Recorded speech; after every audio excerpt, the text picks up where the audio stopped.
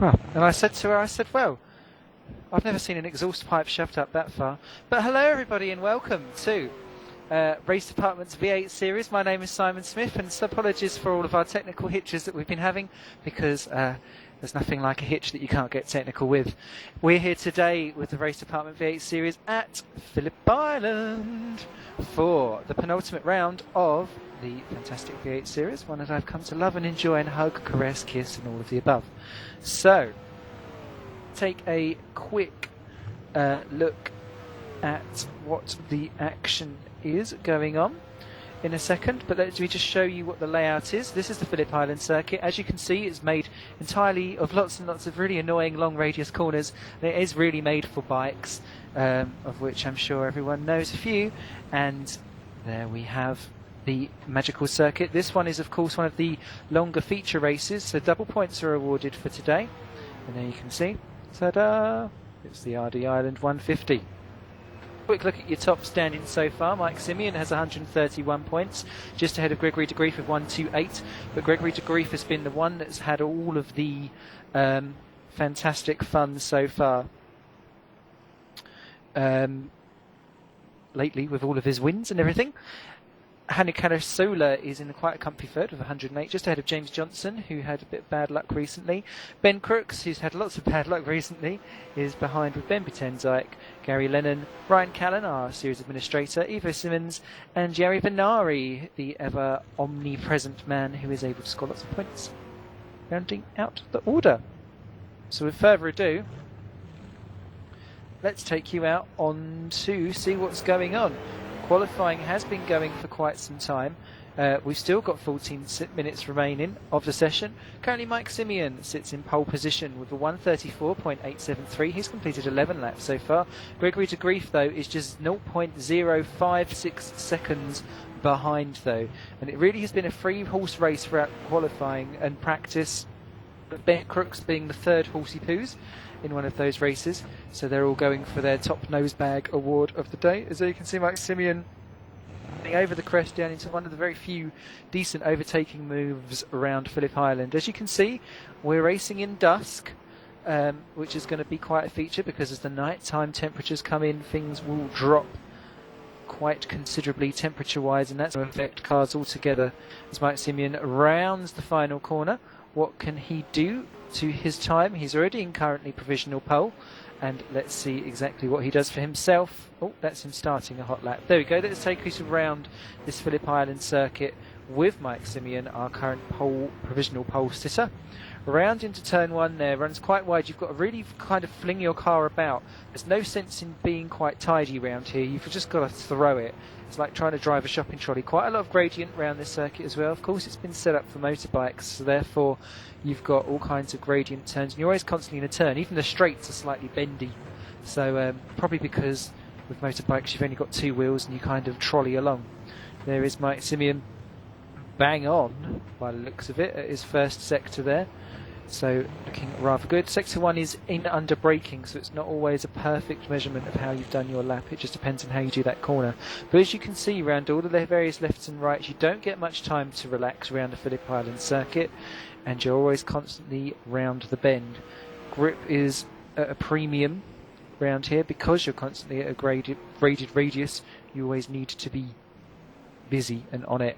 Curves are quite random and vicious around here too. This is one of the best overtaking opportunities down here, just at the end of sector 2, and Mike Seaon there a little bit wiggle wobbles coming out, and as a result is just under a tenth behind his pole sitting time, and that would only put him second on the grid at the moment, because Gregory de Grief is under a tenth of a second. He's just half a tenth away from Seaon, with Crooks third. Jerry Venari currently sitting in fourth position as Mike Seaon rounded the final corner. Across the line he goes, and for him that's not going to help at all. So here is Gregory de Grief. He's currently in second position at the moment on the grid. He is not currently on a lap, or he's gearing himself up for a hot lap though.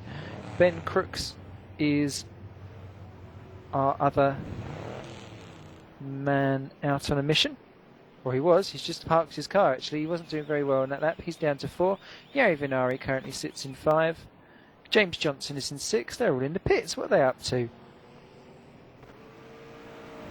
And here's Ben Butenzak, who's only just actually joined the session in qualifying, so he's left it to the last minute.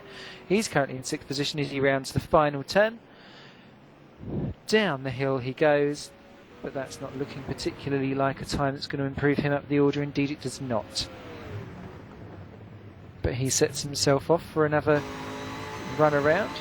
Now you can see just on board on his front bumper exactly how gradient affected and how twisty-turny this rather annoying circuit is. It hasn't been particularly loved by the drivers, I have to say, but you've got to do what you've got to do, I'm afraid, as Ben Butenzak comes to the end of Sector 1 pretty shortly. Just to run you down the rest of the order so far, Anders Nielsen, I will get that right, is in 7, Kevin Clark is 8, Lee Ross is 9, Ryan Callan 10, Gary Lennon currently sitting 11, Ivo Simmons 12, Hanu Carasola 13, that's quite low for him, Tony Talvite rejoining the series 14, Adam Shaw 15, Mark A. Warmington 16, Martin Bolgen 17, Rich Tranter 18 and Guido Rosen in 19th position. That's currently in 19 at the moment. A couple of notable people actually missing at the moment this weekend, or not weekend, but weekday. I don't know where I'm at. Now, new for this race is a 107% rule. Do you remember that old Formula 1 rule not too long ago as Ben Butenzak gives up on that lap?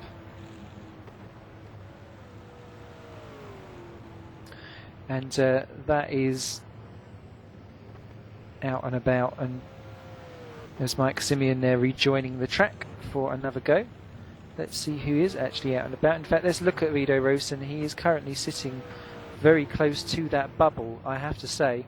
5.2 seconds off the pace currently, so he's normally a lot quicker than that actually, so must have had a bit of a dodgy first go banker lap. He's only completed 5 laps, that's the lowest of all the people in the field so far, and he's got just under 10 minutes left to sort himself out and make sure that he's comfortably in the race.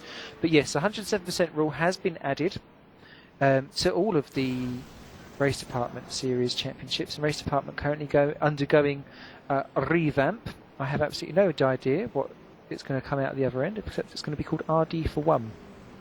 So everyone look forward to that, and of course you've got the new funky driver rating system, which everyone will be jumping up and down for as well. So Guido Rosen, they're quite comfortably doing well round Sector 1. No real particular issues, although he's taking far too much curve around that corner, and that will destabilise him all the way down the straight and quite wide into these corners. Phillip Island, one of those tracks that you can kind of get lost in all by yourself. You have to find the nearest Hanoi lady and ask for a call out for if Mummy and Daddy's about. Very wobbly coming out of that corner.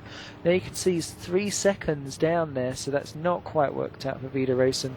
But he is sitting precariously close to the 107% rule bubble there. He is inside currently at the moment, but that is your drama currently for qualifying. And we shall see how he gets on.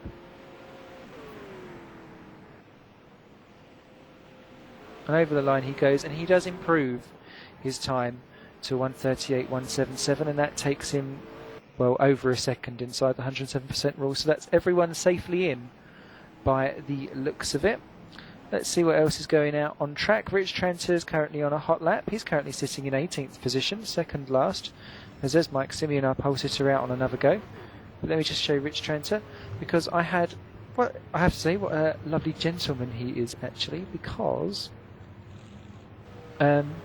I raced with him in a different league the weekend just gone by, and what a pleasant chap he is. So I shall tip my cap to you, sir. So, 7 minutes left of this qualifying session. Currently Mike Simeon still sitting on pole, just under half a tenth away from Gregory de Grief, who is also out on a hot lap. Let's just see what he's up to. Just coming to the end of Sector 1 very shortly. Let's see what a meal he's made of it, if he has made a meal of it at all. That's great. Didn't even come up. Naughty. This race is 34 laps. It's due to start off game time at 4 PM, and the race time scale is times 15. So we're going to be speeding through from afternoon sunshine to dusky darkness as Gregory de Grief comes over the crest down into probably the best place for a switcheroo, I have to say. And de Grief definitely not out of the hunt here. He's still a 10th down, which is not going to be, it's not currently his PBs at all. And there's not too much time that you can really make up around this third sector. But across the line, Gregory de Grief goes. He's the one who's got the momentum currently in the championship as he dives past Vida Rosen. But that was not to be, and he did not improve his timeage.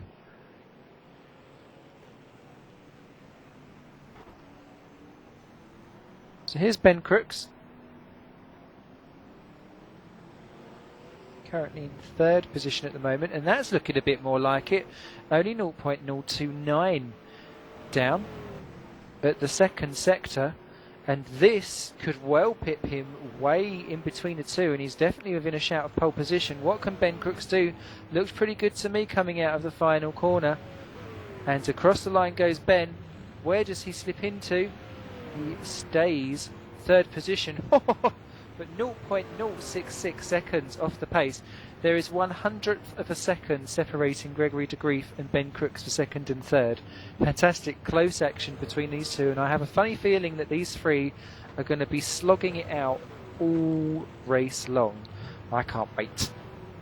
Anders Nielsen has quietly popped himself into fourth position, just under half a second off the pace, with Yari Vinari half a second down 5. Kevin Clark's moved up to 6, and he's just 0.008 of a second as Ben Crooks there equal on pole position there around turn 1. So looking rather nifty indeed there as we go on board into helmet cam with Ben Crooks there. But behind James Johnson, Ben Betendijk is the only other driver in 8th position who's within a second of pole. So there's definitely a kind of migration into different groups this weekend.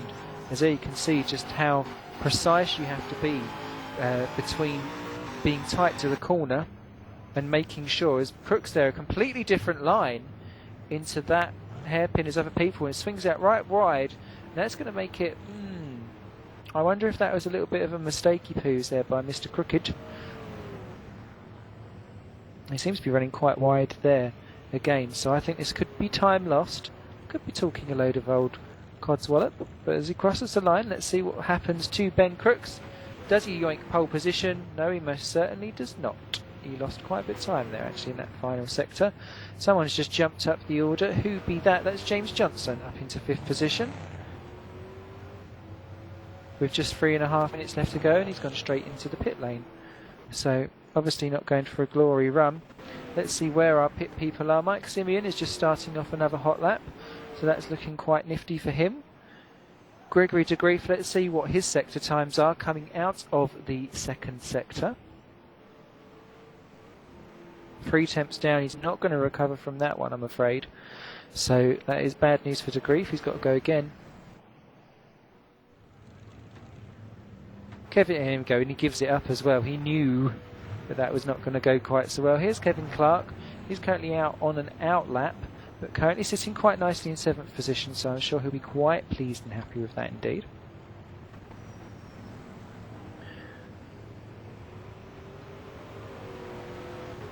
I think that the Sector 1 times aren't quite showing true to colour, because everyone seems to be identical around Sector 1 at some point there. So let's see what Mike Seaon is up to. He's got a bit of traffic ahead of him, and this could be quite critical if he wants to try and get some kind of breathing space between himself and de Grief and Crooks. And obviously he's on a hot lap as well, as Ben Betendijk jumps up into 6th position there, half a second off the pace. And Mike Seaon there just a 10th off. He could try and use this car for slipstream out of the final corner and maybe himself up into pole position. Let's see what Mike Seaon does as he crosses the line. He's got the pole already. Can he extend his lead? And survey said so that's that, and the car just ahead of him there is really not wanting to get out of the way, and that is Gary Lennon. Obviously a bit despondent that there are no pods for him to dive into this weekend, but I'm sure he'll find somewhere where he can go and skinny dip. Quite a few nice gravel traps to go and have a little bit of Margate fun in, I'm quite sure. Gary Lennon currently sitting in 11th. So Seaon, De Grief and Crooks are all out on track for one final burst before they go. None of them are particularly on hot laps, although De Grief is just coming across the line to start his now. So let's see exactly what he gets up to. So here we go on to the bonnet of Gregory De Grief, round turn 1, and you can see there's quite a lot of different lines that you can take around these corners because you can get so lost in them. And I think that's why we're seeing and that as well, because it's quite a large, lengthy track. We're going to see quite a bit more field spread to a certain degree today. Pit stops for this race aren't mandatory, but I've been talking to a lot of the drivers, and a lot of the drivers are suffering quite high tyre wear. The tyres will hold on for a certain length of time, and then they'll just go, I can't do any more. And they'll start crying and not really working at all. So you have to bring in your car and give it a little bit of love, a bit of rubber, and then you're off and away again. So Anders Nielsen, James Johnson are not out on track. Ben Patendike's out on track. Qualifying 3-2-1 is bing bang gone, and Gregory De Grief is going to be the first of our front runners round to finish off his qualifying lap. Let's see what the sector 2 time is. Oh, 0.064 down, so he can still potentially improve. He's got to find at least a hundredth of a second. He can find a tenth, then that'll cause a big upset. Gregory De Grief comes around the final corner and onto the main straight. Let's see what time he does. Can Gregory De Grief snatch pole position? He can! He does so with a 1:33.809 by 0.024 of a second. What fantastic stuff that is.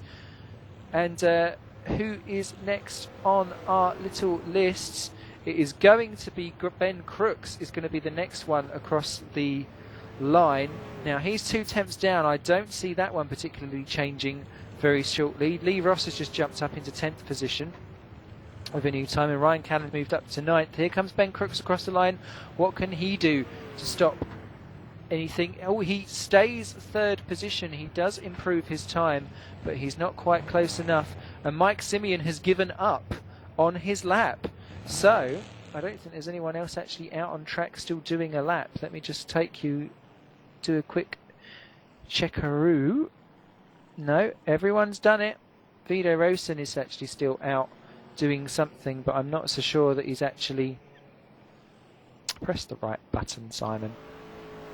That's the one. Yeah, 2 seconds now. No, it's the end of the session anyway, so Vito Rosen unable to do that. So well done to Gregory De Grief there. That was a fantastic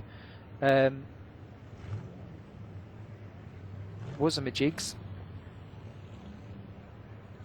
to grab pole position right in the dying seconds there.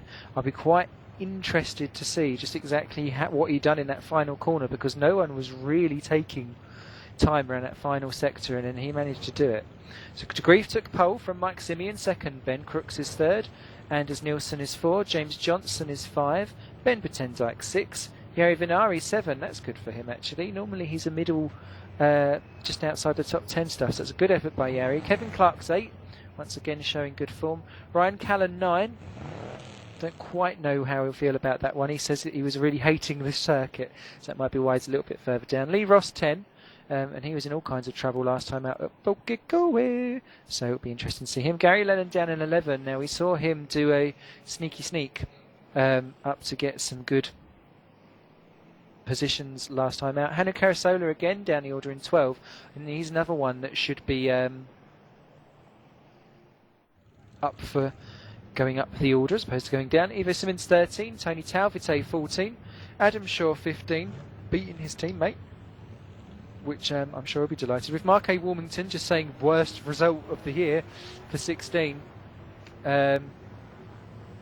saying that his screen blinked the desktop and back again, so that if he'd done his best lap on that, he'd done well. He gets 16. Martin Bolgen 17. Rich Tranter 18.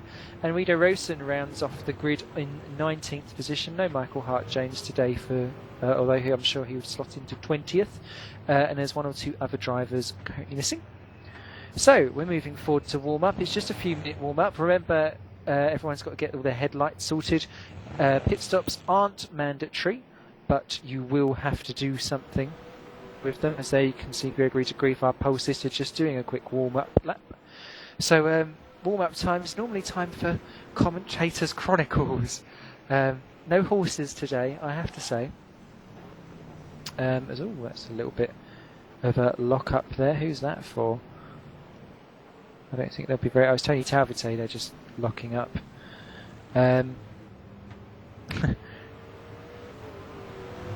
Ryan Callan has been making all kinds of nasty comments, well, not nasty comments, funny comments, because I don't know if anyone was watching PSR TV on Monday, but while I was commentating live, the house behind... start again. The house underneath me caught fire, which was great. So I suppose fire does outdo horse in the scheme of things, so I'd have trumped myself again.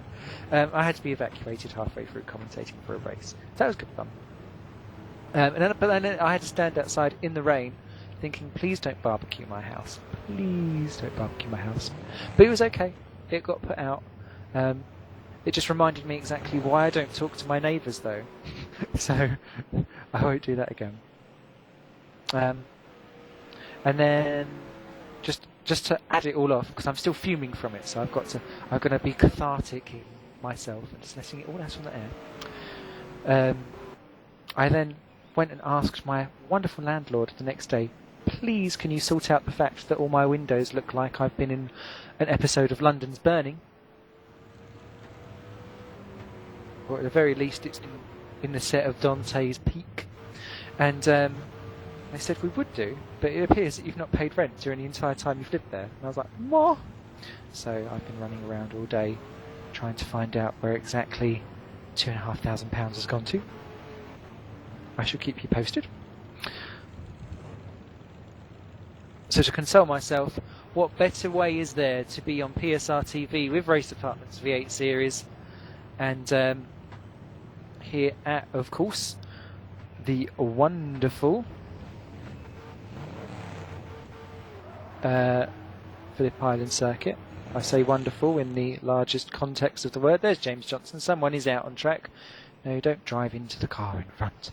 A lot of people saying that this circuit has a lot of problems with its gravel. As James Johnson, they're practicing his start. And I think that's because the first corner is actually really fast, as is the second one, and then you've got a tight hairpin. So everyone's going to have cold brakes coming into turn 3, because that's really the first time you're going to be braking as Martin Bolgen pops into top of warm-up. So there we go, Martin. A number 1 next to your name. Da, da, da.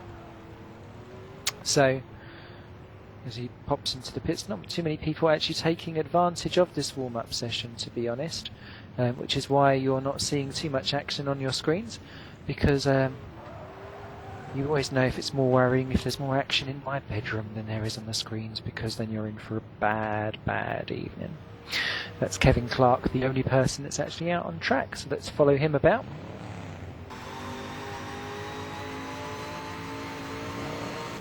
There we go, the race is just about to start now.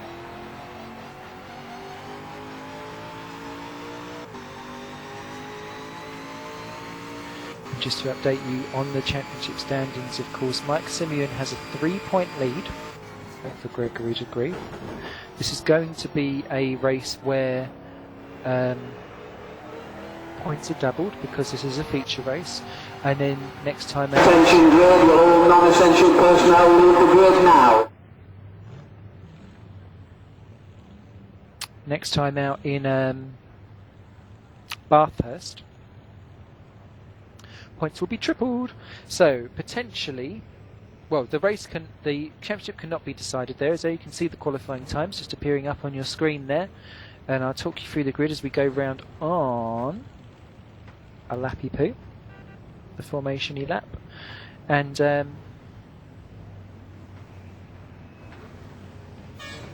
we don't have a formation lap, do we? Far too much fun. Here we go, Gregory de Grief.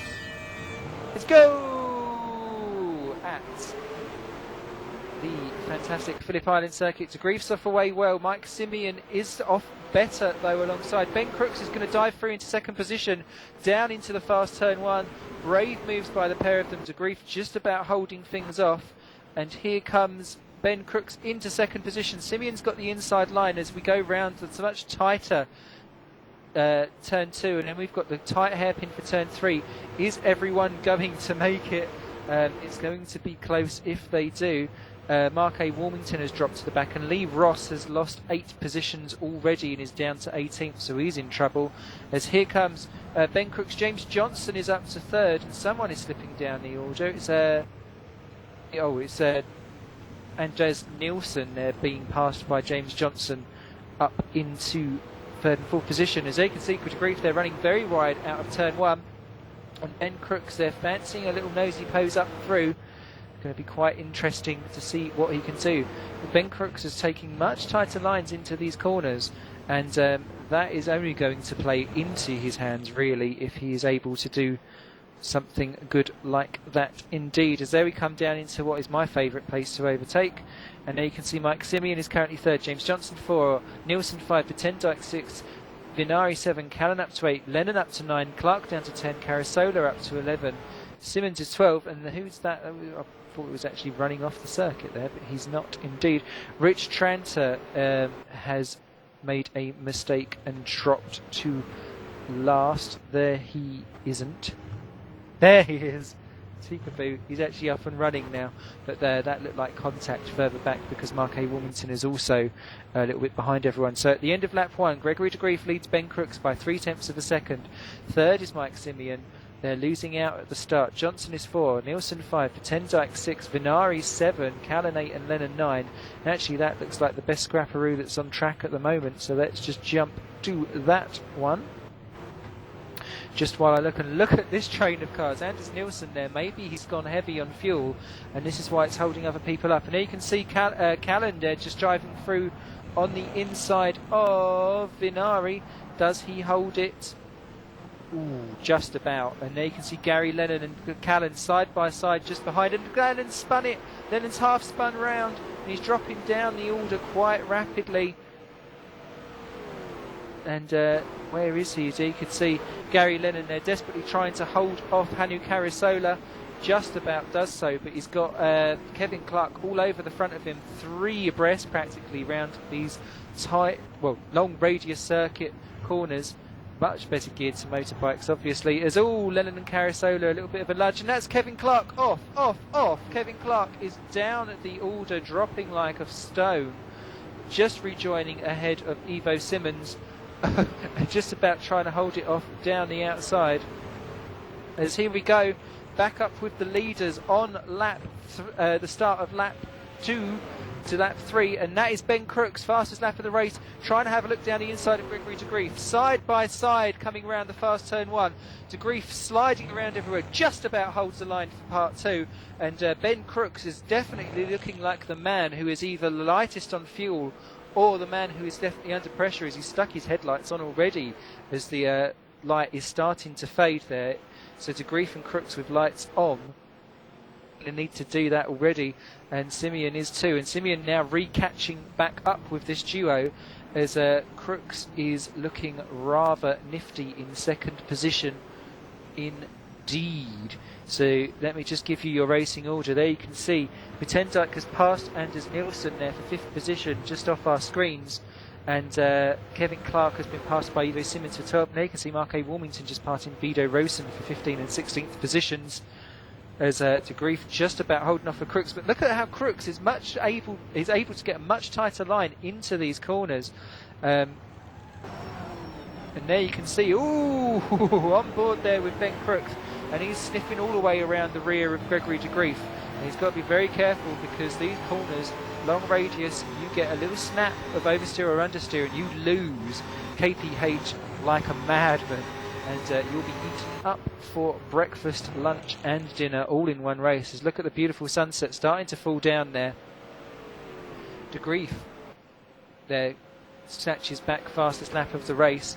Mike Seaon is currently sitting in third. He is our championship man, but he is looking a little bit lonely at the moment. And De Grief has run very wide in turn 1, and Ben Crooks was straight onto the back of him again. Ben Crooks has a car that's much more underneath him. You can just tell by the lines that he's taking in the corners. Can Gregory De Grief hold off is the question, and for how long can he hold on for as well? They come down into really the first overtaking move of the race, or place of the race, and look at that. De Grief once again very wide, and this is the closest that Ben Crooks is doing, trying to go down the outside. He's not going to do it there, my friend. If he cuts back through and switcheroos back through and inside, someone is dropping like a stone. Oh, it's Ryan Callan. Ryan Callan is off in, was 12th position. There he's back on again. He was having a look at Jari Vinari, obviously did not work, because he's now dropped down to 12th position and has lost places to Lennon, Carasola, Shaw, who Adam Shaw up to 9th actually. That's a fantastic effort by him. Clark and Simmons is through as well, and now Ryan Clark's got to deal with Tony Dalvide. And actually, just while he's in 9th position, let's mention him. There is Adam Shaw. He's in a sandwich of several people. He's got Carasola ahead and Clark behind, but just about holding on. As there you can see our jump for the leaders, and once again there Gregory De Grief is under all kinds of fire from Ben Crooks, and Ben Crooks, ooh, sticking his nose in where it obviously isn't wanted there, and that's cost him, because actually he's now got to think of Mike Seaon behind. And there he is. Not the best start there by Mike Seaon, but he's certainly trying to make up for it now. And there he is straight away having a look at Ben Crooks.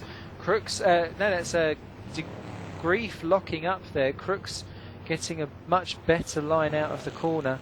And having once again a little sniff round. Oh, very close there. I was thinking there was going to be a little bit of love rubbing, but they've just about kept it out of each other on lap 4 of 34. And it would be so interesting to see exactly how strategy is playing part in this race, because I am eager beaver to see exactly what is going on with them all. Just looking up and down the field, Jari Vinari is in the pits in 19th position as you watch this battle for the leaders. To Grief there just basically saying, I don't think so, you're not coming through. And Ben Crooks probably needs to just chillax a little bit and find out exactly where he needs to pounce and bring home his bacony bits. As Jari Vinari has just rejoined the track just in front of these, so that could be quite interesting in a couple of laps' time if they come around to lap him. Crooks into the slipstream there on lap 5. This is looking like his best opportunity. De Grief there giving him a little bit of room, but just enough to get his body alongside. Swings back across there. Crooks trying left, trying right, try whatever way he can, but he cannot get past Gregory De Grief. He's doing some superb driving action here. Just being able to stay defensive and stay fast as well, because Mike Seaon there's had a bit of a awful couple of sectors there. Not really worked out well for him at all. As you can see, dusk is starting to set quite quickly around this Phillip Island circuit. Just off your screens, James Johnson is in full by himself, but closing in on this lot. Vitendijk is 5th, doing the same. Nielsen is 6th and has Gary Lennon all over the back of him for 7. Carasola's 8. Adam Shaw is 9 and has plenty of action going on with him as well. Let me just jump to that just while the leaders are slightly separate. There is Adam Shaw, there is Kevin Clark, and just behind is Ryan Callan, who has just overtaken Ivo Simmons for 11 and 12. Tao Vite is 13 and a recovering Lee Ross in 14th position. So these lot are all having a good old ding-dong up to kind of pick off the end of the point scorers. I will keep an eye on the leaders while we're watching this, just so that you know. Look at Adam Shaw desperately having to defend from Kevin Clark, but that is going to compromise his exit if he's not careful. Clark fancying a right good nose through. Does Kevin, and Kevin straight into the slipstream. Let's see what he can do into the final corner. Adam Shaw runs very wide indeed. and that is going to leave him quite easy prey, actually, potentially, for Kevin Clark. But you've got to be careful, because if he makes a false lunge, Ryan Callan will eat him up. And Ryan Callan said to me that he desperately needs eating because he's not eaten yet today, so he is starving Marvin. As look at Kevin Clark, that is what I call a desperate dive, and he really wants that position, but that's left him open for Ryan Callan. And is Ryan Callan going to have a nose through down into the tighter corners next time by? I wonder. No, because Clark's too busy having a look at Shaw. And Adam Shaw there running very wide, and that is 2 positions in one fell swoop lost there for Adam Shaw. That's a great shame there. Running in 9th position, was really doing a fantastic job. He's now got to hold off Ivo Simmons and Tony Tauvate. Let's jump back up to the lead though, when my lovely keyboard does what it says it wants to. And let's give you a rundown of the order while we watch the lead battle. This is Gregory De Grief versus Ben Crooks for the lead. De Grief still looks like he is the car that is fastest out on track, but De Grief has got some mighty fine chops about him in terms of defending action, and Ben Crooks is looking very menacing indeed. And there you can see, looking back from Gregory De Grief, all over there, Ben Crooks having a look left, look right. You can really see just how Ben Crooks is able to defend or kind of attack at almost every single braking opportunity by just taking a different line, almost trying to scare De Grief off the road.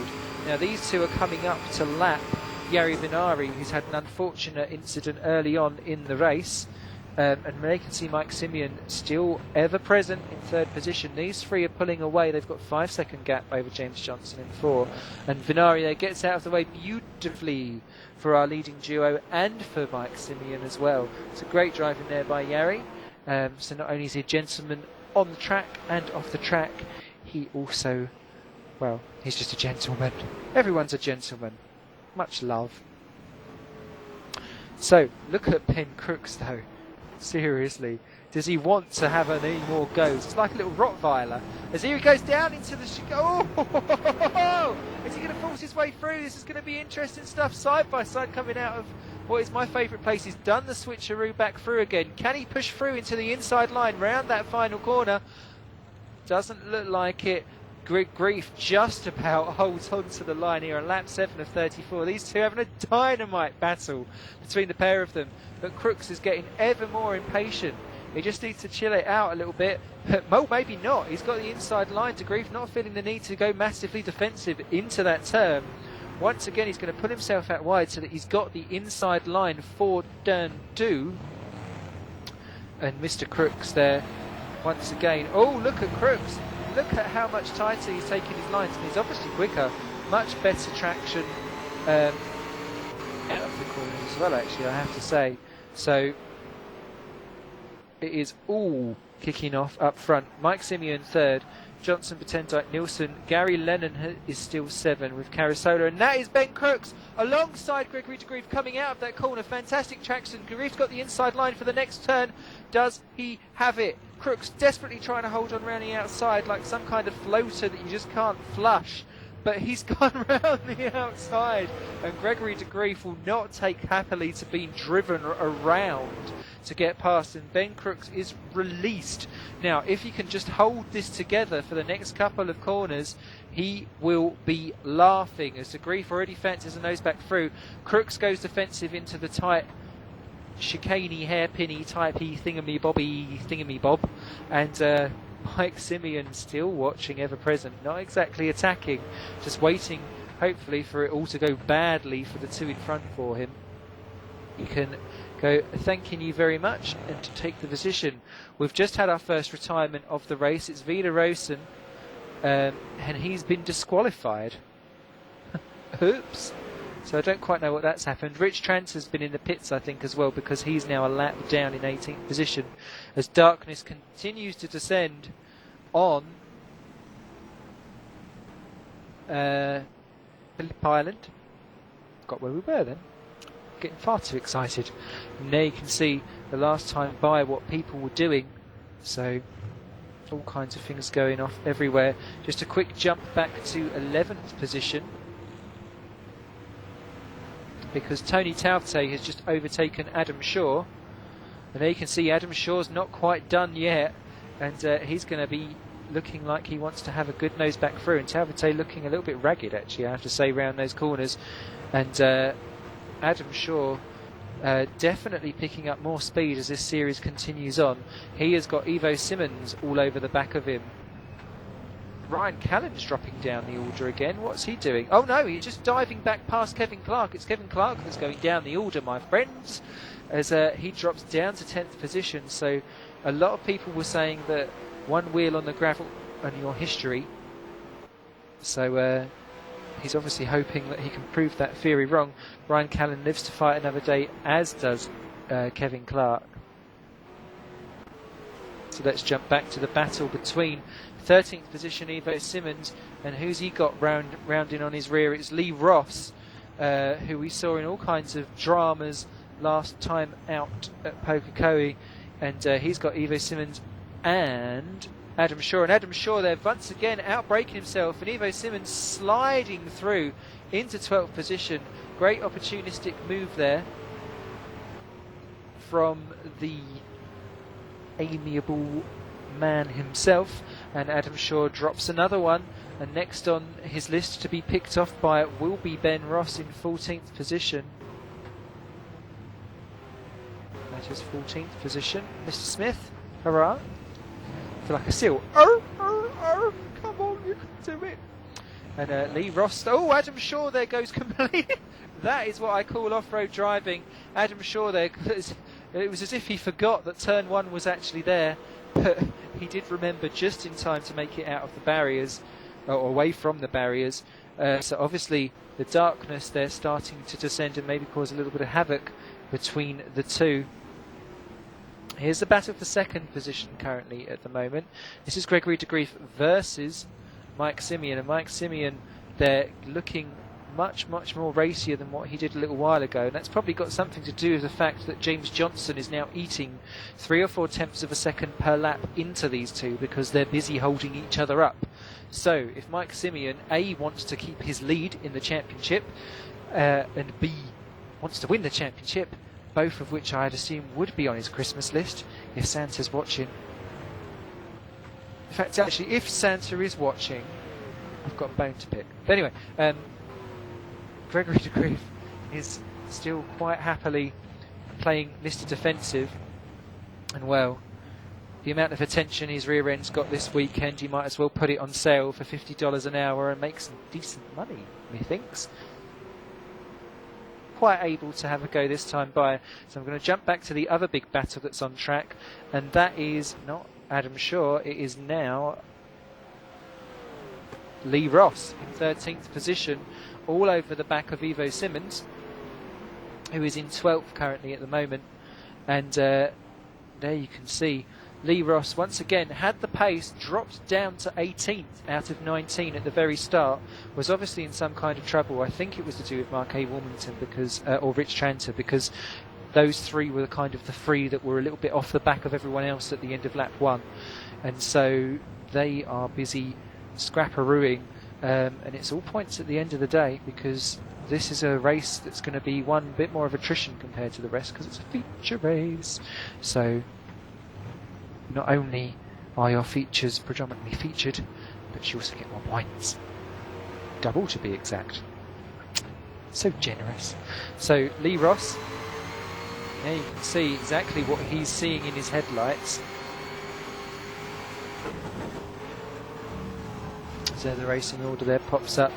No other changes there to the top 6. You can see they're a little bit more spread out. Mark A. Wilmington has moved up into 15th ahead of Martin Bolgin, and Rich Tranter is now 2 laps adrift. So he's in trouble somewhere. I wonder if he's had an off somewhere. He's really struggling. There you can see Lee Ross hustling his car right onto the back of Ivo Simmons. And, well, you don't need a split time between the two of them. You can tell that they're being pulled along by a string between each other. And I think Lee Ross is fancying a go down into this turn 1, turn 2 complex. In fact, he might ever go down into turn 1. Simmons covers the line. What can Ross do in return? Ross, we know that he's an aggressive driver. Simmons covers the line for turn 2 quite nicely, but at the end of this little twisty, turny section here, there's a pull out and he can quite easily have a dive through. Let's see exactly what he thinks of it.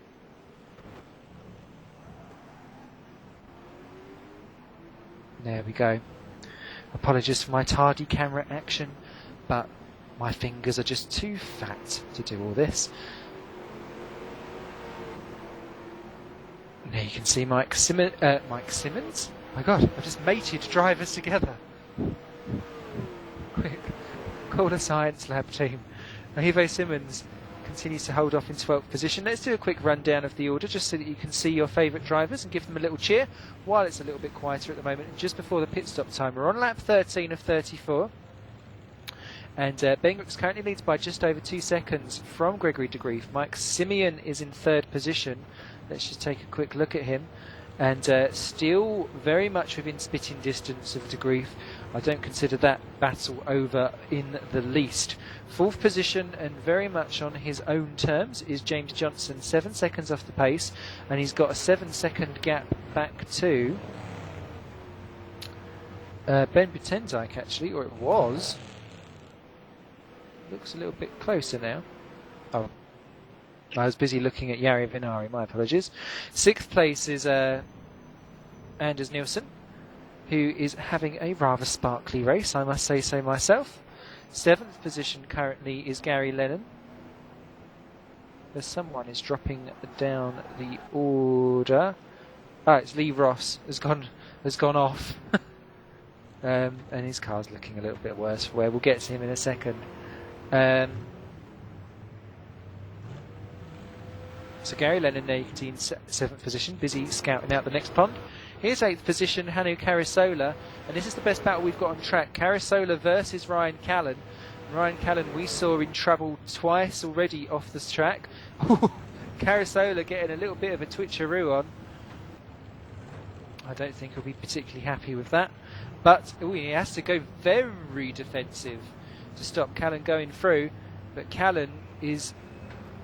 he's looking very racy indeed there, trying to stick one up the inside of Carisola and scare him off wide. Looks like it's almost worked actually. And this is going to allow Callan to really pull up alongside down the home straight for another good run down into the turn 1-2 complex, although I've not really seen much overtaking there this week so far.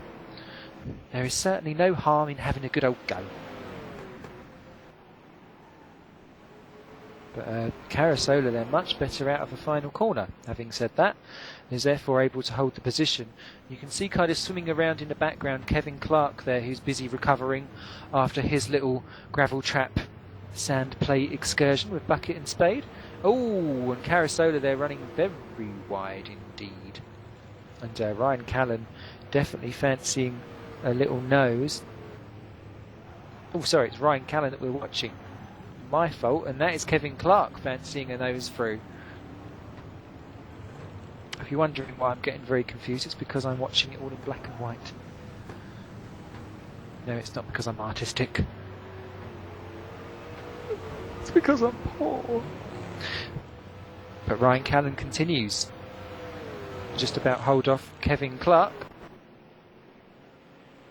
And you just saw a quick leader glimpse of Ben Crooks, and someone's in the pits. Who be that? Oh, it's Rich Tranter again in the pits from 18th position.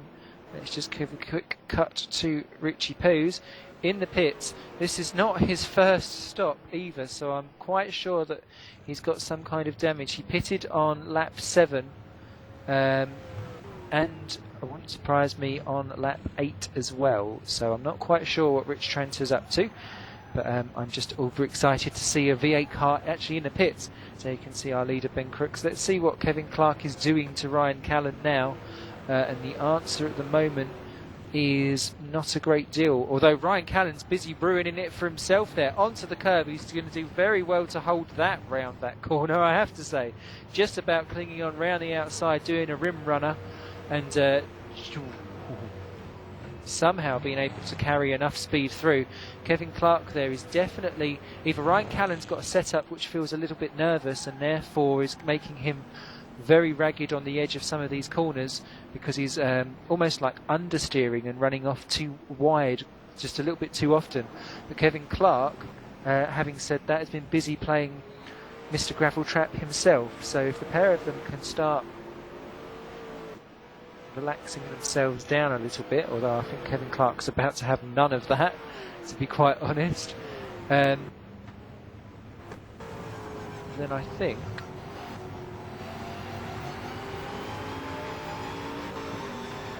they could be up for some good action very shortly. As here we jump. Oh, who's that? That's Hanu Carasola. They're getting it very wrong indeed. Coming out of the chicane there is sideways, and look at Ryan Callan all over the back of him. Once again there, going in too deep into the corner. That's left him vulnerable actually to Kevin Clark coming down the straight. Three of them battling. This is the battle for 8th, 9th and 10th positions, and just about keeping themselves 2 to 3 tenths apart coming into this corner. And Kevin Clark actually is the one that is looking the most excitable. Now you can see the pair of them in front. Clark watching Callan, watching Carasola. Three great drivers, all battling out as hard as they can for as many points as they can, and of course they've got pit stops coming up, so whoever gets track position before the pit stops, and that's Carasola once again running particularly wide, Callan looking particularly ragged coming out of it there. So Kevin Clark, oh, that's contact. A little rear end kiss there from Clark on Callan, and I don't think Callan will be particularly impressed with that one. And Kevin Clark drops back, and there you can see a quick flash in the distance of Tony Tauvite, who's thinking of joining the party. And well, they say 2 companies and 3 is a crowd. 4 I think you can get arrested for in some states. So interesting to see what happens to that little gaggle of cars. So here you can see the order on lap 17. Ben Crooks was staying with this battle for 8, 9 and 10 because it's the best one on the track at the moment. Just looking up and down the order. Oh, there is a good battle actually, as Gary Lennon is in the pits and Ryan Callan is in the pits. Gary Lennon just rejoining in 10th position. He is our first top man into the pits and leaving again, so that was quite a quick stop there by Gary Lennon. Going to rejoin in 11th position in relative clear air. Ryan Callan is in the pits as well, so that's quite interesting. The other decent battle that's out on track is the battle for 15 and 16 position. Now you can see Mark A. Wilmington just battling with Martin Bulgen. And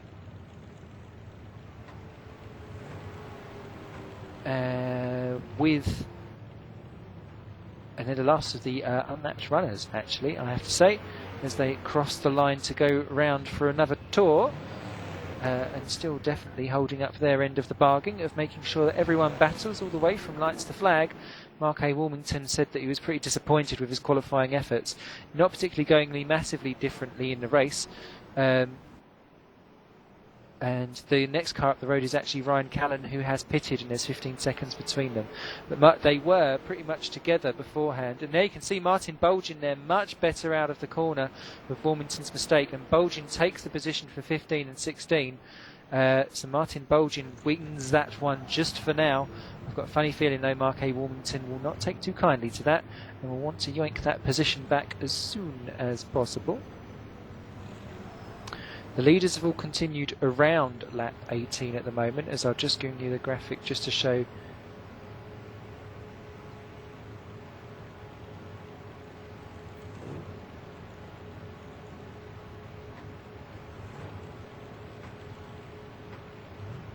I'll just bring the graphic to just show exactly what is going on when it works. There we go. Vaguely, there might be a slight problem with the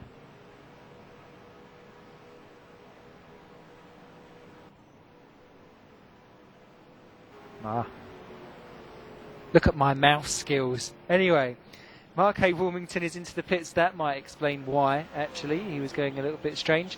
But Ben Crooks, Gregory DeGrief and Mike Seaon are all out and about. And as Mike... Yeah, he's actually in the pit. Sorry, it looked to me like he was stuck in the actual pit lane. So Ben Crooks has continued around for another lappy poo. There is our race leader. Let's give you the stand-ins on lap 15 of 34. Now you can see Ben Crooks currently leads by 3.5 seconds. Gregory DeGrief is second. Mike Seaon is third. James Johnson is fourth. Ben Butendyke is in fifth position. Anders Nielsen is in sixth. Hanu Carasola is still in seventh. Kevin Clark is eighth. Tony Tauvate is now up to ninth because he is yet to pit. Although Tauvate is into the pits, although he completely mucked up his entrance, I have to say. I've cut to it a little bit too late because I was too busy giggling like a schoolgirl. And there he is into the pit lane. But that was a little bit of rallycross there by Tony. But it was the wrong side of the track that he was rallycrossing on, so it's not going to score him any time. That promotes Gary Lennon up to... Oh, and Tauvatelli's retired. Oops. Well, that's a bit random. Either that, or he just had enough and just thought, oh, you know what, I'll just pit and be nice. Yeah, he's exited the game straight away, so that's a strange one there for Tony Tauvate. I wonder actually if he's done something strange with his fuel, because he is now out of the Phillip Island GP, the penultimate round, of course, of the Race Department V8 Series. And how nice it is to see these wonderful dusk to night races in all of their lovely glory. Best battle then, that now currently up on track, is the one for 11th position, and that is Ryan Callan versus Lee Ross. As you can see, Lee Ross taking alternative line. In fact, Lee Ross is power sliding round the corners. His car has taken once again, for the second race in a row, a severe battering, it has to be said. So, don't quite know where that all happened for him, but obviously his car is looking a little bit more shopping trolley every round. Now these two are busy catching back up to Adam Shaw. Shaw hasn't pitted, Callan has, and Lee Ross is busy recovering from one of his various excursions, so that'd be a shame for him.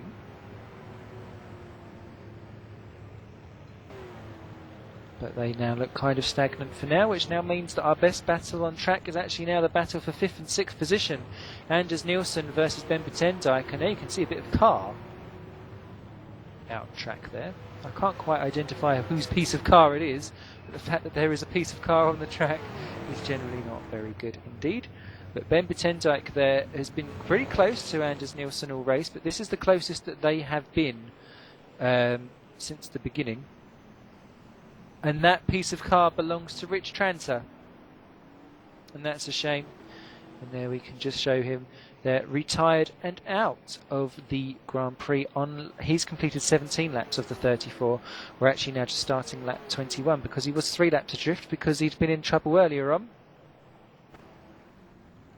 and had kind of ruined himself, and he's straight out of the server. So unfortunate there for Richie Poos. So as you can see there, just the 13 laps to go.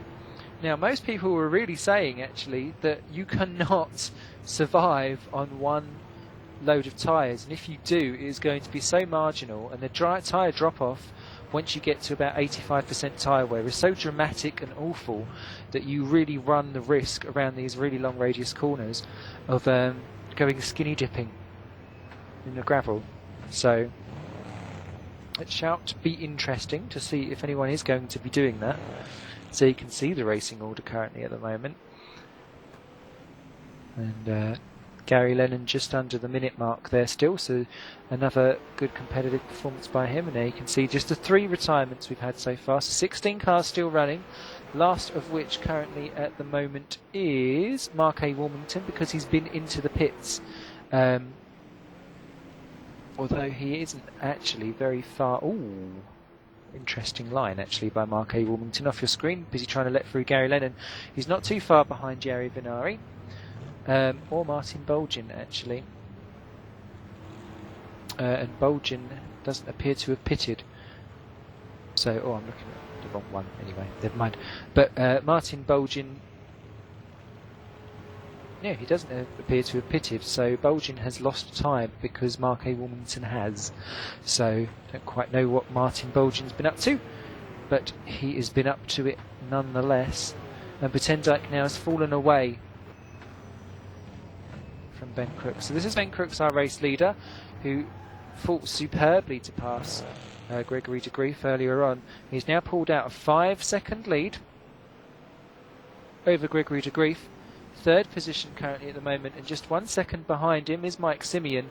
That's the closest those two have been for a little while actually. I wonder if de Grief is starting to suffer maybe from a little bit of tyre wear, and Simeon's actually spent the race because he was a little bit more conservative earlier on, looking after his tyres. And there's Mike Seaon in 3rd position, and he's starting now to race a little bit more aggressively than what he was earlier on. I've been watching him on the curbs, and he's riding them like it's 1999, I suppose. And there you can see the gap just at 1.1 seconds. 4th of the positions goes to James Johnson. You must be feeling lonely, so lonely, because he has been a little Larry all race, but he won't mind if he's going to pick up all those points for 4th position, because he has got Carasola probably in his sights for 3rd position overall in the championship, and this is going to do his hopes of that no end of good, to be quite frank. 5th position currently is Anders Nielsen, who is not particularly running in the championship but is doing a fantastic job looking at the top 5 there. Here's Ben Butendijk in 6th position. He's another one of those people who's looking at the 3rd place overall standings and is probably drooling and wanting. 7th position in the race is currently the 3rd man in the standings, Hannu Carasola. So he's once again going for the points route to make sure that he has stayed consistent and reliable throughout. And I'm sure Hannu will come through to pick up another few pointy poos. But he's got to be careful because Gary Lennon, who has pitted, has got far better rubber and is he's closing him down at a rate of knots. And Gary Lennon is only really losing about a second a lap to someone, as Lee Ross has just retired.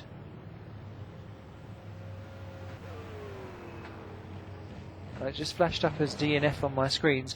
I have a funny feeling though that might be to do with a little bit of an off-track excursion going by Lee's previous history of this Grand Prix and this track, so that's a shame. So we're down to now 15 runners, so points all round everyone. Party time. So there's Nielsen 6, Butendijk is in 6, with Nielsen 5, still having a good old battle. There's Carasola in 7th position. 8th position is going to Gary Lennon currently at the moment, who is quite fast because he's on new tyres. 9th is Kevin Clark, and he's still looking quite racy. I'll be quite happy with that. Adam Shaw is currently in 10th position, and we saw him get up a top 10 last time out at Bokakoe, so he will be delighted if he can get a second one. However, he has only got a 9-second and rapidly decreasing gap over Ryan Callan, who is the last of our unlapped runners, 1 minute 21 down. Oh, and Adam Shaw is just... He was very, look at how his car is. That is the car of someone who has not quite nursed their tyres to the point where they wanted to. And if he's going to try and make that home in that state, I will be shocked if he makes it all the way without having some kind of blow up of sorts. 12th place and 1 lap down currently is Ivo Simmons. He's just gone 1 lap down actually. So Another good drive by Evo. And I'd have thought actually by now that if you're going to be pitting, you'd have done it by now. So I think the drivers that have not pitted are going to be playing Little Miss Tiptoe around the track. So it'll be interesting to see exactly what they get up to. I can anticipate the last few laps being one that are going to be quite tentative with them all. So that's Evo Simmons' 13th position is Jari Vinari. Now we saw him pitting very early on. He's got on with his job quite nicely and he looks like he's going to be picking up some more points to help him up the order in the championship, currently sitting 10th overall. 14th position, Martin Bulgin. So looking good for more points, although not quite up to with his teammate this weekend. And 15th and last is Mark A. Wilmington, who has been in and pitted and is closing down actually Martin Bulgin quite quickly. So that will be quite interesting indeed. Our 4 retirements of the race so far. Vido Rosen was disqualified on lap 7. Lap 17 saw Rich Tranter crash into the wall. Tony Talbot pitted and retired on lap 18 of 34. And Lee Ross retired with, due to unknown reasons on lap 22 of 34. We're currently on lap 35 of 34. And oh, is that Mark A. Wilmington off there into the...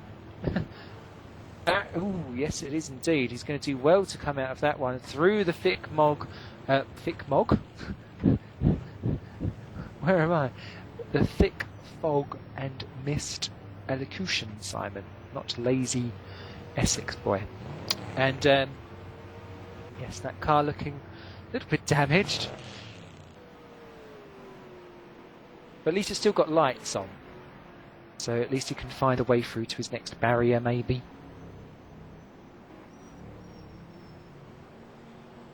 There you can see the running order that I've just gone through on our screens. And here's the fastest lap standings. Gregory de Grief there, currently looking rather on top, and only the top 4 getting into the 34s. Everyone else in the 35s, then 36s really from Lee Ross down. And Rich Tranter was only able to get into the 39s because of his early problems. And I think Adam Shaw has gone a little bit walky-poos, because that is Ryan Callan ahead of him in the battle for 10 and 11. And Adam Shaw has lost 4 seconds to him in the last sector. So that suggests to me that he went off for a play date with the grass and the barrier and a little picnic. So that'd be no good. Nielsen and Butendijk are still just about a second apart. De Grief and Seaon are about a second apart as well, so kind of bunching together in 1s and 2s. Mark A. Wilmington is into the pits for repairs and goes 2 laps adrift, but if he can keep it going and bring it home, there is points for Mark if he can make it. So let's keep our fingers, toes and piggy paws crossed for that. Now you can see the people who have pitted, Gary Lennon being one of them. As is Ryan Callan, as is Evo Simmons, Jari Vinari, Martin Bulgin and Mark A. Wilmington done 2 stops. 1 scheduled and 1 for damage. And here you can see our race leader Ben Crooks. And there's been nothing crooked about his performance today. His driving his aggressive driving against De Grief there really shone through, and his traction out some of the corners was phenomenal, while Gregory de Grief was busy driving fantastic defensive driving, but in the end something had to give. It would either be Crooks overcooking it and doing a move that everyone would regret as he just pops a lap on 11th place Adam Shaw, or if Crooks didn't crack, then de Grief was going to let it slip and make a mistake trying to defend something. In the end, it was a mistake of de Grief to run wide coming out of that fateful turn and not getting quite on the accelerator, and Ben Crooks seized the opportunity and schnuckled it on through. Just 6 to go then. in this 34 lap V8 championship, penultimate round. We have got one more race to go, and that is at Bathurst on the 4th of April, and that is a 33 lap race, and that is for triple points. So the championship will go down to the wire today, regardless of what happens, even if our current championship leader Mike Seaon fails to finish, and his nearest rival, which is Gregory de Grief, wins, and these two are still battling quite heavily in the battle for second and third position. So you can see we jump on board with Mike Seaon, and that is the car of Gregory de Grief. You can see ahead, and this has kind of been the way things have been for the last few races. Mike Seaon got off to a much better start than de Grief in the championship, and de Grief has basically been playing catch up ever since, but my goodness, hasn't he been playing catch up so well, because he's been munching away at the point gap advantage.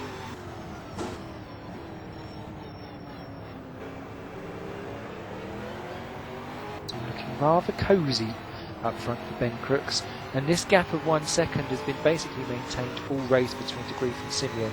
Far be it that I think they're actually kind of just pacing each other out to go home and scrap the points. I do think they're absolutely racing to the limit. It's just that in qualifying, as in practice as well, there was literally thousandths of a second per lap separating them. So once they're outside of each other's kind of slipstream, which is about a second, they're just going to stay together. Now there is a car just up ahead, I think it's Adam Shaw actually, that they're going to have to traverse. This could be a good opportunity if Adam Shaw doesn't jump literally out of the way for both of them and let them both go, for Mike Seaon to have a go. And look at Adam Shaw and the way how when he brakes for the corner his rear end swimming about. It's like he's trying to fly a kite, not ride a car. And de Grief approaching with caution as Adam Shaw runs very wide again, and he slowed down on the apex there, moved out of the way for Gregory. Good driving there by Adam Shaw. What can he do against Mike Seaon? Will he let him through too? Yes, he does. Good driving there by Adam Shaw indeed. Now Ryan Callan is about the only other person that they could possibly catch, but Callan's not been lapped. Such is his overall pace.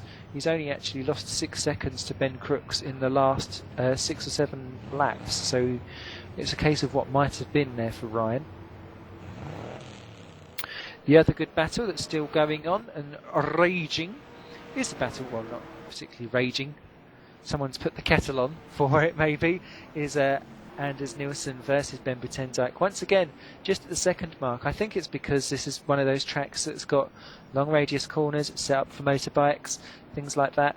Very hard to follow cars round in the dirty air around here. So therefore, even though cars could potentially battle quite hard with each other, it's very hard to continuously follow all these cars around at these quite high, medium to high speed, constant radius turns. Still, it's not as if we've watched a Formula 1 race, is it? We've had plenty of overtaking, plenty of drama, great battles for the lead today, and I've once again thoroughly enjoyed myself. I have to say, actually, out of all of the different leagues that I do commentate for, and there's about 7 or 8 now that I do, this V8 series has quite happily won quite a special place with me, as I've always thoroughly enjoyed it, and the people that race here are particularly nice and group huggy loving and everything, as we watch Hannu Carisola battling with Gary Lennon for 7 and 8, and this could actually be a battle where they actually battle.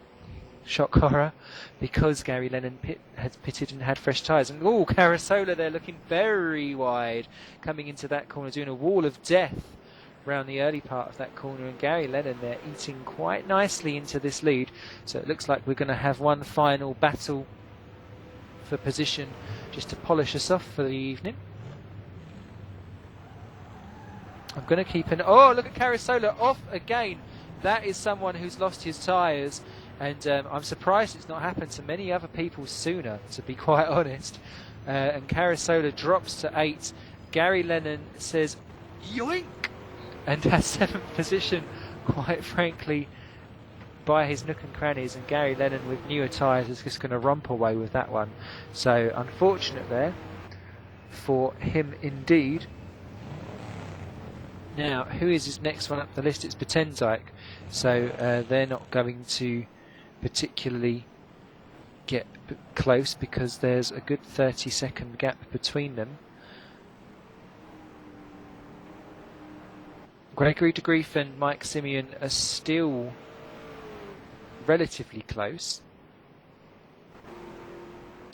but again they're just covered by a second or like 8/10 if they're feeling like they're going to have a good day. With just 3 laps left to go, I think we've seen probably the best of that battle, unless the tyres really start to cool off and they make a mistake.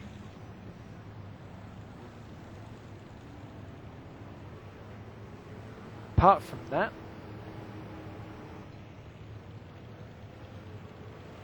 I don't think there's any...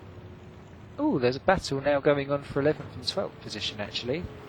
Spoilt for choice. Because Adam Shaw's car is so...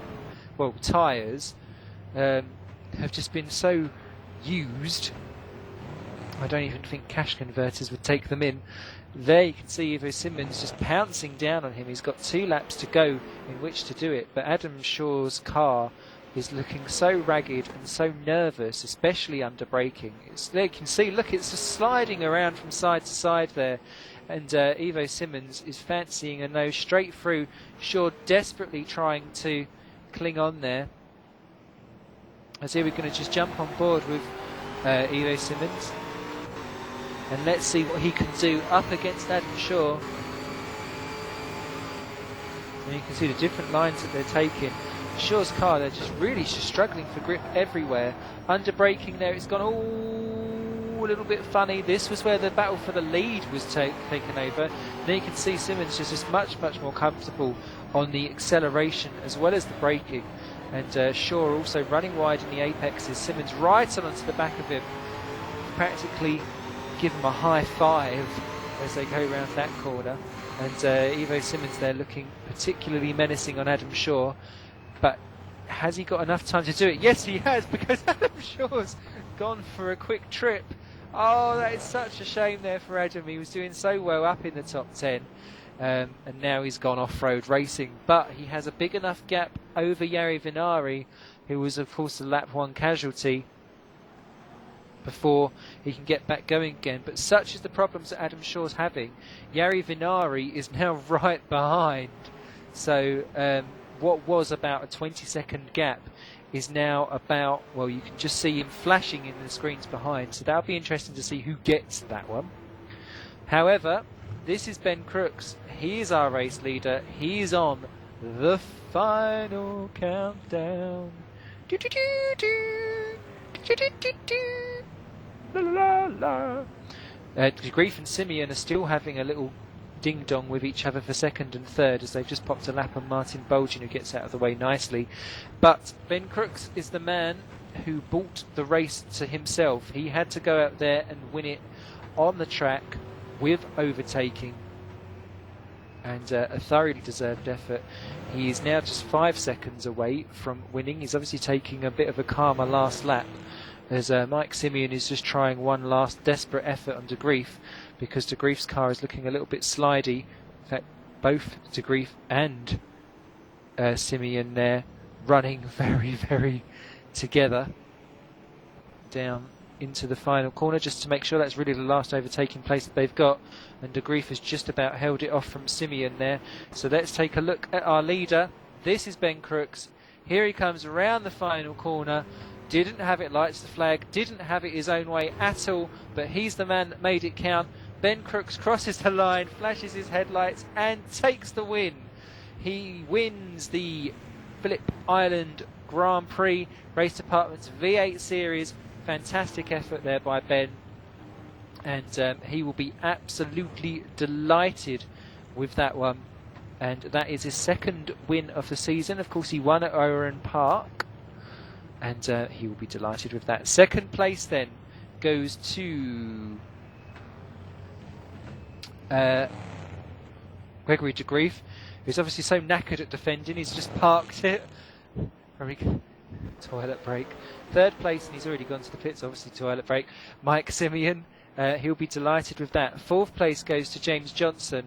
What a lonely effort he had, but he's a happy bunny, flashing off his lights and enjoying the midnight fun that is Phillip Island. Fifth place is another happy man, I'd imagine, Anders Nielsen, who drove a fantastic race there for that. Ben Bitendijk grabbed sixth position, there he is, and those two were battling hard to the line, just 0.8 of a second separating the pair of them, and there they are, just making sure that they show a little bit of respect after the checkered flag. Seventh position, and probably very delighted with that as well, is Gary Lennon, there he is. Eighth place, Anik Carasola, be thinking what if? Ninth place went to Kevin Clark. He'll be delighted with that. And rounding out the top 10 there, and the last of the unlapped runners actually, is Ryan Callan, who's only just crossed the line, just a second shy actually of of Kevin Clark. So he'd caught right up onto the back of him, so that's a shame. 11th place goes to Ivo Simmons, one lap down. 12th place went to Jari Vinari, who did overtake Adam Shaw on the last lap. Poor Adam. There he is in 13th position. That car looks a little bit dodge, I must say.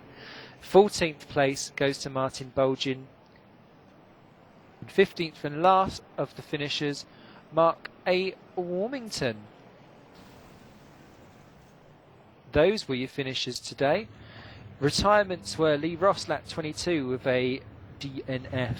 Tony Talbot pulled into the pits, lap 18 and retired. Rich Tranter crashed it out and went into the walls on lap 17, and Rido Rosen was disqualified on lap 7, which normally means that he's gone so far off the track, tried to rejoin, he's gone the wrong way.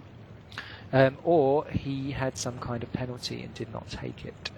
But I don't remember him pitting, so we shall see about that.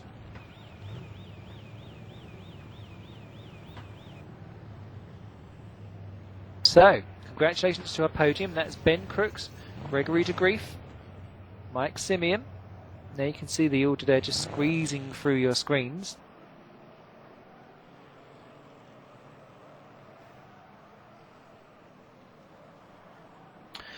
And everyone actually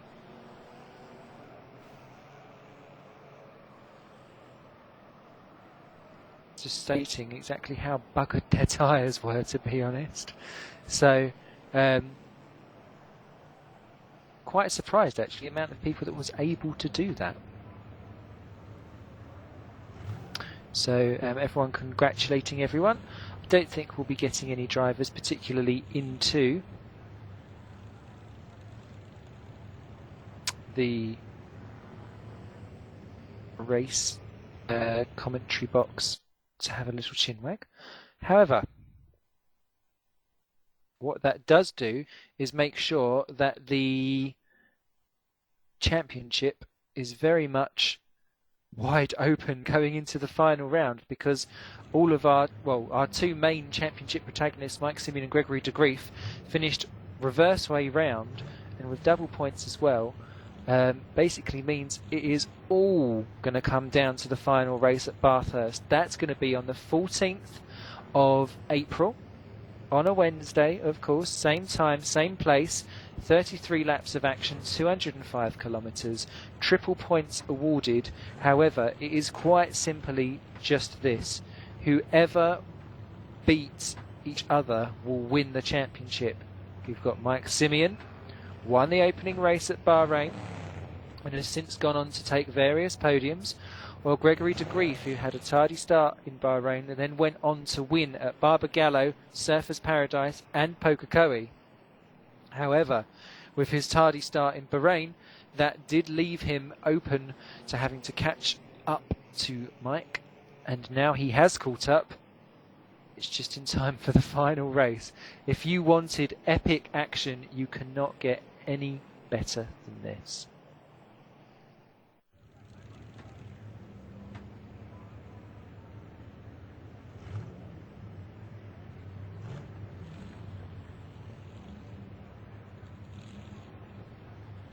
Okay.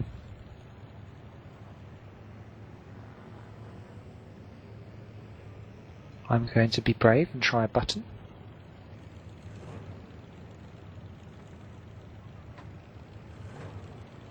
It didn't work. So, that just leaves me to say thank you very much to PSR TV for giving us much love and attention. Race department for holding this event. To our organisers, of course, and our race admin.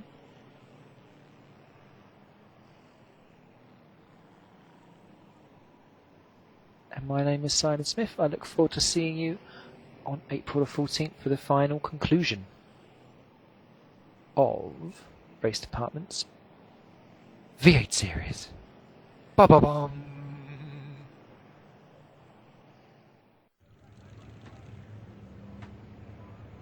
If someone could tell me how to turn off the broadcast, I'd be really, really thankful. Help! Is this where we do a little embarrassing after moment? I think so. Should we get out the instructions? Go on. Should we have a little giggle between us all? I think we should. Let's see what we do.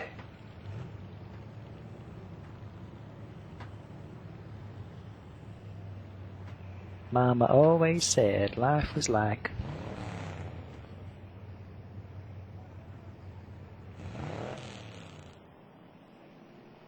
a box of something.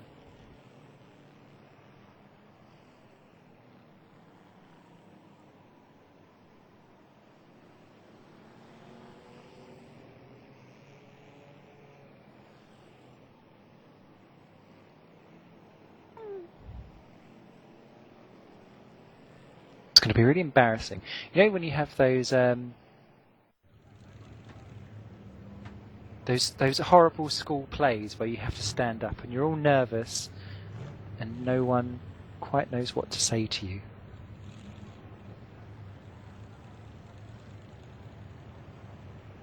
Maybe that was just me.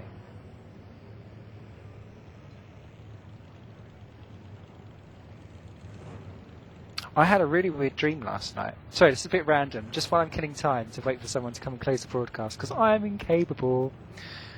I had a very bad dream last night that I was on the Titanic. I know, not a good start, but it was floating perfectly fine. But I was extra fat, and it basically sunk because I got on the wrong side of the boat, and it was like, "No, fatty, get on the other side," and sunk.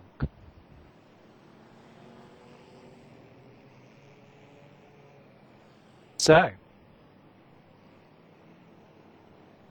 now that I've revealed, and if anyone wants to, if anyone knows anyone that's single, I should really ought to get a life, so you can come and all find me someone. But in the meantime, have some music and stop listening to me babble. Woo!